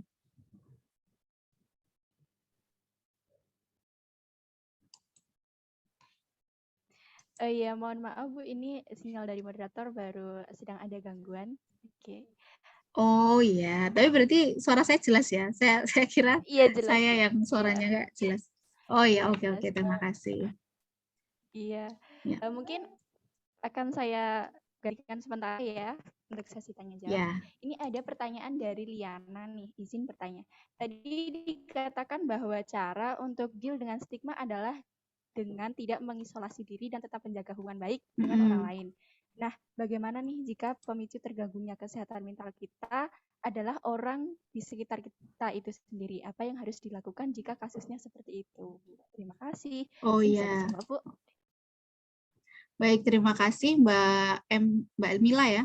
Kayaknya ini tadi yang barusan saya jawab Mbak Mila. Apa tadi saya salah menjawab pertanyaannya? Kayaknya ini katanya yang baru saja saya jawab ini. Ya, tapi intinya adalah bahwa membangun hubungan baik dengan orang yang suportif dengan kita. Itu sudah cukup saya kira ya. Dan tidak perlu memaksakan orang lain untuk semua cocok dengan kita. Jadi lebih baik memilih orang yang lebih cocok dan kita menghabiskan waktu dengan mereka. Saya kira seperti itu. Begitu, Mbak Mila? Iya, baik Ibu. Terima kasih atas jawabannya. Mungkin bisa membantu Mbak Liana ya, bisa menjawab. Oke. Ya. Amin. Terima kasih. Oke, Donita sepertinya sudah terhubung kembali nih. Akan saya berikan lagi kepada Donita. Oke, baik. Terima kasih kepada Mila. Maaf ya, Ibu dan teman-teman, tadi ada kendala dalam jaringan ya. Oke, mungkin teman-teman yang mau bertanya, silahkan, masih ada kesempatan. Oke, sambil menunggu yang tanya lagi, Bu. Ini saya mau setengah konsultasi aja ya, Bu. Jadi, kalau mood swing itu gimana sih, Bu? Moodnya itu gampang banget untuk berubah. Oh ya, baik ya. Mood swing, mood yang gampang sekali untuk berubah. Kadang-kadang hanya hal kecil yang terjadi, terus kemudian reaksi kita itu tidak seimbang ya, tidak seimbang, berlebihan dengan event yang terjadi kayak gitu. Nah, apa namanya? Kita bicara dalam konteks bahwa ini kejadian yang terjadi pada kita yang ini ya, sehat mental ya. Jadi bukan yang bipolar seperti itu ya. Jadi kalau misalnya kita mengalami hal tersebut, kadang-kadang itu adalah hal yang wajar ketika dia tidak mengganggu keberfungsian kita di sosial gitu. Jadi ibaratnya nggak mood, kita sedang nggak mood terus tiba-tiba sedikit-sedikit sensitif kayak gitu, ya kan? Nah, tetapi kita harus kita harus mulai waspada kalau misalnya mood swing ini mengganggu keberfungsian kita di lingkungan sosial dan mengganggu keberfungsian kita dalam menyelesaikan pekerjaan kita dalam kehidupan sehari-hari. Nah, kalau sudah sampai seperti ini, maka kita bisa mencari bantuan profesional. Apakah ini sudah dalam taraf wajar atau enggak? Nah, andaikan kita mengalami mood swing, intinya ini ya, sensitifan nih, ibarat kita sensitif lah kayak gitu, sedikit-sedikit marah, irritable itu bahasanya seperti itu. Kita bisa berlatih dengan memanajemen emosi kita. Salah satu yang membuat emosi kita tuh mudah kacau itu adalah karena kita tidak mengenal emosi yang kita alami. Jadi kadang-kadang kita itu marah, tapi kita menolak marah. Misalnya, emang siapa sih yang marah? Wajahnya tuh kayak gitu, tapi emang siapa sih yang marah? Itu ada orang-orang yang menolak seperti itu. Gitu. Atau kita menolak bahwa cinta itu emosi ya. Kita menolak, emang siapa yang suka dia? Padahal dirikan banget kayak gitu ya. Nah, itu kadang-kadang mood swing yang kita alami dalam kehidupan sehari-hari dalam konteks normal ya, ibaratnya mood yang kita nggak kita bete-bete aja misalnya seperti itu disebabkan karena kita sering menolak emosi-emosi yang kita alami.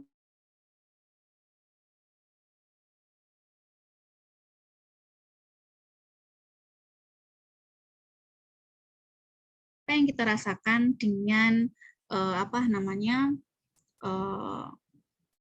kita ekspresikan. Jadi kadang-kadang jatuhnya meledak-ledak karena kita sering menolak emosi tersebut. Nah, ibaratnya balon itu kalau misalnya udaranya tuh nggak boleh keluar, suatu hari dia akan meletus kayak gitu. Makin gede makin meletus. Itu terjadinya kayak gitu. Karena kita tidak mengakui emosi kita, sehingga kita tidak mengekspresikan dan dia menumpuk-numpuk. Itu bisa kita jadi mood swing seperti itu. Ini kita dalam konteks normal ya, tapi kita masih bisa berfungsi dengan baik. Tapi kalau misalnya fungsi kita sebagai individu itu terganggu, akademik kita terganggu, pekerjaan kita terganggu, kita bersosial itu terganggu, itu kita bisa memeriksakan apakah ini sudah dalam batas tahap wajar atau enggak, seperti itu. Mungkin itu Mbak Donita. Oke, baik Ibu, terima kasih ya, cukup menjawab keresahan saya. Ya, insya Allah belum sampai parah ya Bu. Bismillah. Ya. Mungkin untuk teman-teman ada yang mau bertanya lagi? Mumpung ada Bu Lailatul Syukri. Nah, ada yang Kaisen, Ella Fatasya. Silahkan untuk on mic dan on cam mungkin jika berkenan, waktu dan layar dipersilakan. Oke, baik. Terima kasih atas waktunya. Jadi perkenalkan, nama saya Ella Fatasya. Saya mau bertanya, gimana sih Bu cara kita tuh biar bisa keluar dari lingkungan yang toksik? Kan banyak tuh biasanya kayak maba-maba gitu kan. Itu kan kita yang online itu tuh awalnya kan pertemanannya lewat online ya, belum pernah ketemu langsung. Nah, pas pertemanan secara online tuh baik-baik aja, tapi pas ketemu tuh kayak ngerasa nggak sefrekuensi gitu loh, jadi akhirnya berujung pada hubungan yang toksik.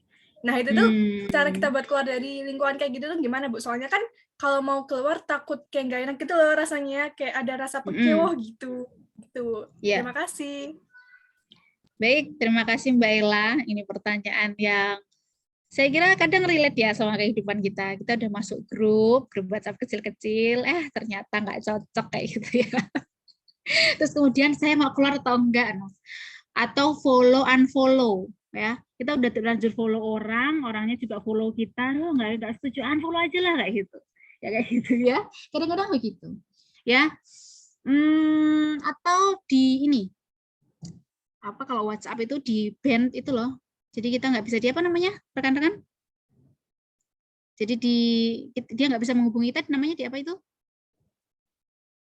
dia nggak bisa menghubungi kita, di blok, betul ya, ada beberapa orang tuh ngeblok, nggak cocok terus di blok kayak gitu ya. Pertama, setiap orang memiliki caranya tersendiri untuk menghadapi stres. Ada beberapa, saya pernah membaca utasan di Twitter kayak gitu tentang blok. Mengapa orang-orang yang mengeblok yang lain itu dikatakan nggak dewasa dan bla bla bla. Padahal kan itu hak kami mengeblok, mengganggu dan bla bla bla kayak gitu. Ada yang seperti itu. Ada yang mengunfollow, mengunfriend seperti itu. Mungkin kita salah satu pelakunya, kita mungkin pernah melakukan itu kayak gitu ya. Nah, untuk gini, sebelum Ya, sebelum ada masa-masa ketika kita pengen banget keluar dari sesuatu itu. Tapi sebelum kita keluar, kita perlu mempertimbangkan ke depan gitu. Apakah apa efek ketika kita keluar?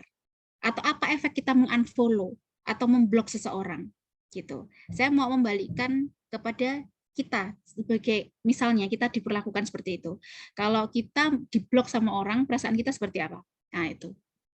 Kalau itu adalah sesuatu yang menyakitkan dan susah untuk dimaafkan, ya Allah dia pernah ngeblok aku, no. Kemudian awas ya, misalnya seperti itu ya. Kita bisa membayangkan kalau kita ngeblok orang, ekspresi mereka juga akan bisa jadi sama seperti kita, gitu. Atau kita keluar mengunfriend atau mengunfollow atau keluar dari grup. Apa yang kita rasakan ketika kita membentuk grup tersebut, kemudian orang yang kita masukkan tuh mereka left tanpa alasan, seakan-akan seperti mutus kayak gitu hubungan kita. Kita bisa memposisikan diri terlebih dahulu untuk mengambil keputusan. Gitu. Siap nggak sih kita dengan itu gitu. Beberapa orang pernah bertanya kepada saya, tak unfollow atau tak block, menurutmu gimana? Saya akan bertanya, kamu siap nggak konsekuensi ke depannya? Andai suatu hari dirimu membutuhkan mereka, kamu menghubungi mereka ada rasa kayak malu atau gimana nggak? Misal seperti itu. Nah, karena hidup itu bergulir, kadang naik dan kadang turun, ya kan? Ada masa di mana kita benar-benar nggak butuhin orang, tapi ada masa sesuatu itu menekan kita untuk menghubungi seseorang tersebut. Ya, jadi pengen meng-up soal ini deh, My Beloved Summer deh. Anda nonton nggak? Mungkin kalau Anda nonton Anda akan paham maksud saya gitu. Ada kondisi yang menekan akhirnya kita tuh harus menghubungi seseorang, maka memutus hubungan itu akan lebih baik kalau kita melakukannya dengan normal gitu. Misalnya suatu hari Anda datang lagi, Anda akan datang secara biasa aja. Ketika Anda siap bahwa oh ya udah mengurangi interaksi itu adalah cara terbaik. Misalnya Anda keluar dengan cara bukan keluar tapi mengurangi interaksi. Misal seperti itu, suatu hari kalau Anda butuh kan Anda nggak ini ya, intronya nggak panjang gitu loh. Ya nggak sih? Itu membuat kita merasa safe kayak gitu. Sedangkan sebenarnya orang-orang yang mereka mengunfollow terlebih dahulu atau apa, untuk suatu hari kalau butuh sama kita, mereka butuh intro gitu loh. Intronya tuh kerja keras karena sudah bangunan komunikasi itu udah dihancurin. Ibaratnya harus bangun fondasi lagi ya nggak sih? Nah, kita butuh kerja keras lebih tinggi. Sehingga itu yang kadang-kadang perlu kita perhatikan. Kita siap nggak untuk itu? Saya mengatakan bahwa blok itu haram hukumnya itu saya tidak mau mengatakan itu ya. Tetapi adalah begini.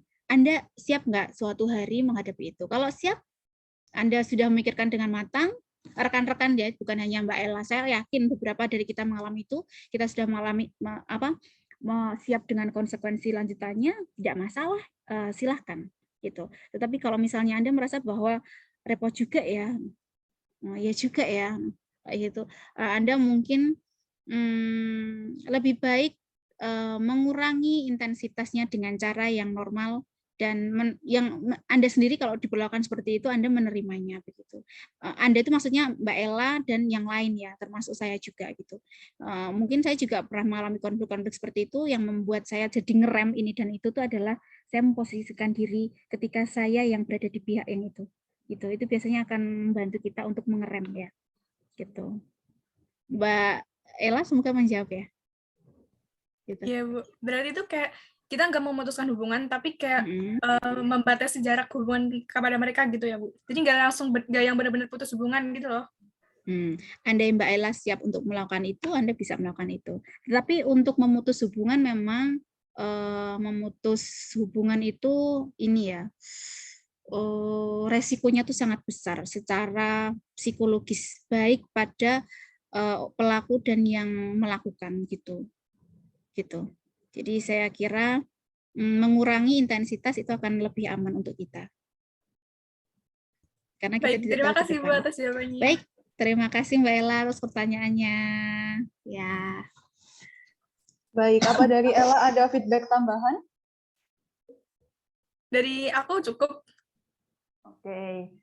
Ya, terima kasih. Nah, sesi tanya jawab sudah selesai nih teman-teman. Terima kasih kepada teman-teman yang sudah antusias bertanya dan terima kasih kepada Bu Lailatul Syifa yang sudah berkenan menjawab.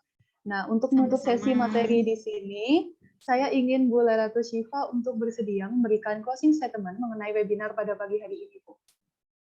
Ya, baik. Terima kasih.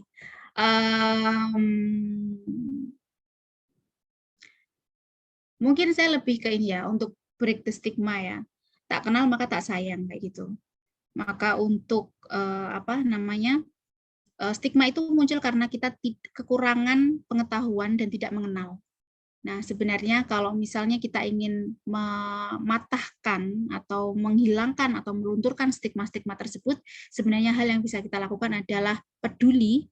Dengan kita peduli, kita akan mempelajari, gitu, dan mengenal, gitu. Dengan berinteraksi, maka kita akan lebih mengenal bahwa setiap individu itu unik dan setiap kita itu memiliki kesempatan yang sama, kayak gitu. Kesempatan yang sama dan kesempatan untuk diperlakukan yang sama, gitu. Mengenal, peduli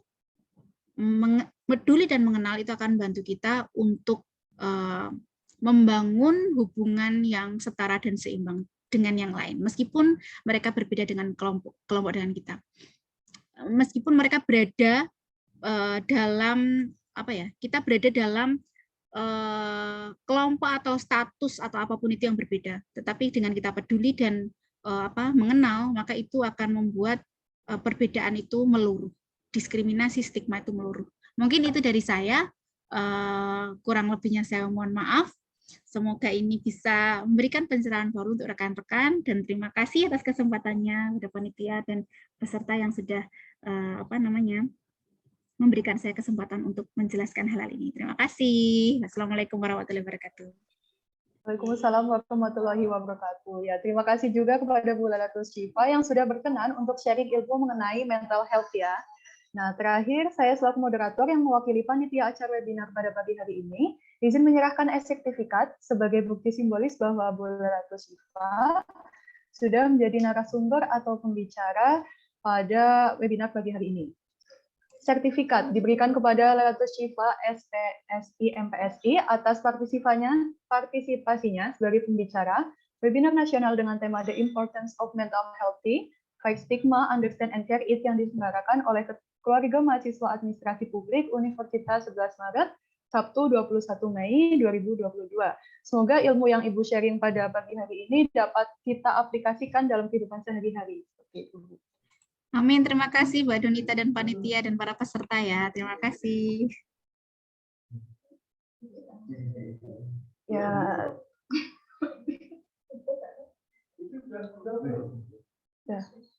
Ya. Teman-teman, kali ini materinya sudah benar-benar habis ya.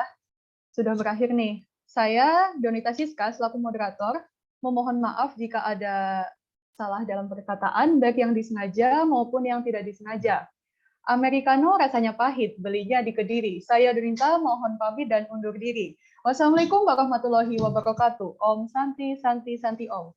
Selanjutnya, acara saya limpahkan kembali ke Mila selaku MC. Kepada Mila, waktu dan layar dipersilahkan.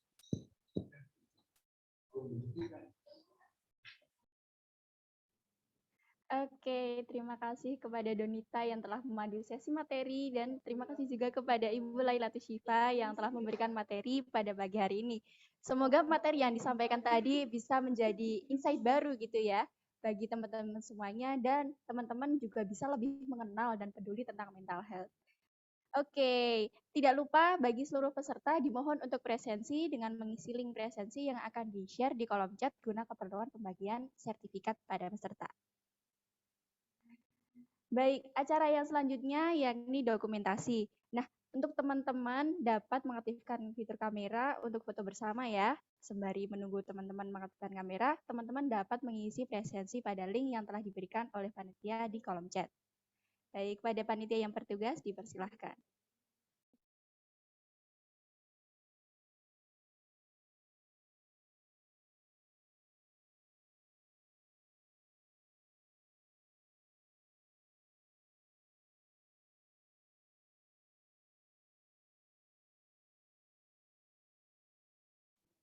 Oke, sesi dokumentasi akan saya pandu dalam hitungan mundur 3, 2, 1 ya.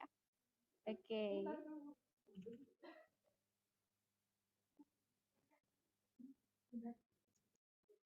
Baik. Oke, peserta bisa on cam dulu. Oke. Silahkan diperlihatkan senyum terbaiknya pada pagi hari ini ya. Oke. 1, 2, 3. Oke, sekali lagi. 1, 2, 3. Oke, ini ada 3 slide. Selanjutnya slide kedua. 1, 2, 3. 1, 2, 3. Oke, selanjutnya slide terakhir. 1, 2, 3. 1, 2, 3.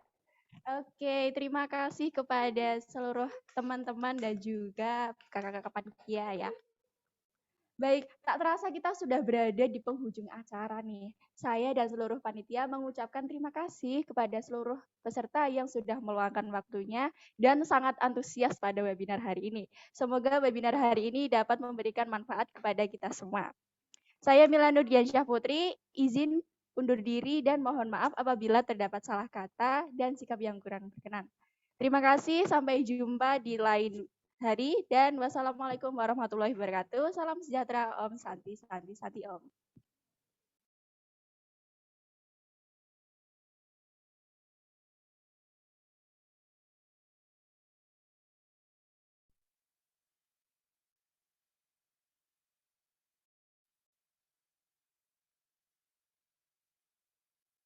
Terima kasih Bu Lailatul Syifa.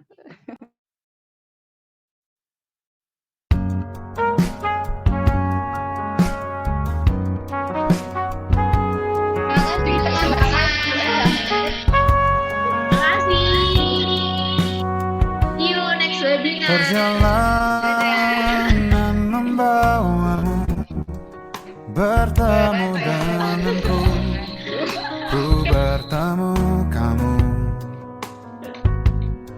Sepertimu yang ku cari, konon aku juga seperti yang kau cari.